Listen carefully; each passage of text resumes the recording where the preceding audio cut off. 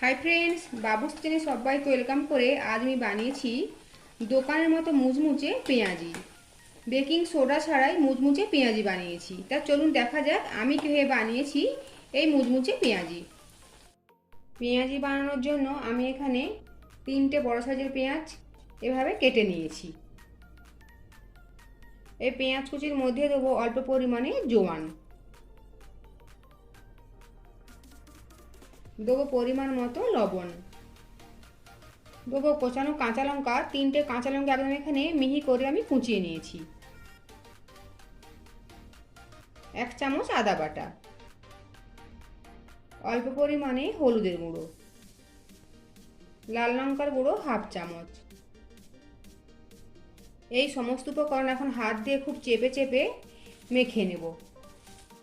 এভাবে চেপে চেপে মেখে নিলে পেঁয়াজ থেকে যে জল বেরোয় সেই জলেতেই বেসন দিয়ে মাখা হয়ে যাবে, এক্সট্রা করে জল দেওয়ার দরকার পড়বে না। পেঁয়াজটা দোলে দোলে মেখে নিয়েছি। এর মধ্যে এখন দেবো বেসন। এখানে আমি 2 বড় চামচ বেসন দিচ্ছি প্রথমে।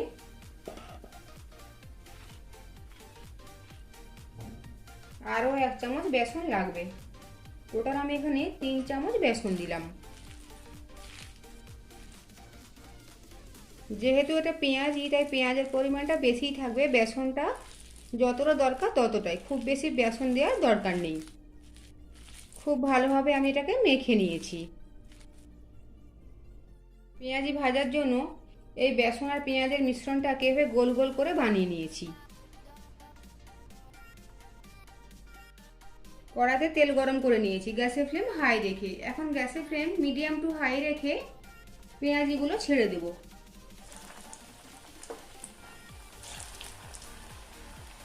এই প্রথম ক্ষেপে পেঁয়াজিগুলো বাইরে থেকে লাল লাল হবে, ঠিক সেভাবে ভেজে নেব, হালকা করে ভেজে নেব।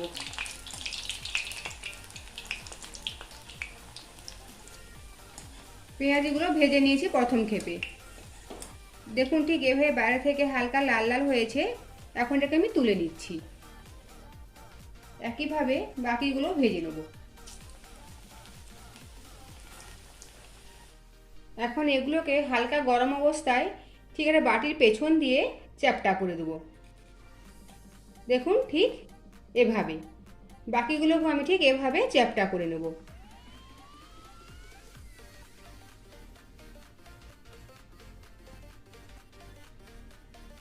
দেখুন এভাবে সবকটাকেই চ্যাপটা বানিয়ে নিয়েছি।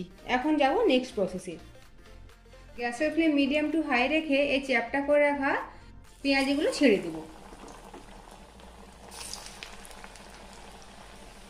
আর আজ কিছুক্ষণ সময় নিয়ে এভাবে মুচমুচে করে পেঁয়াজিগুলো ভেজে নেব।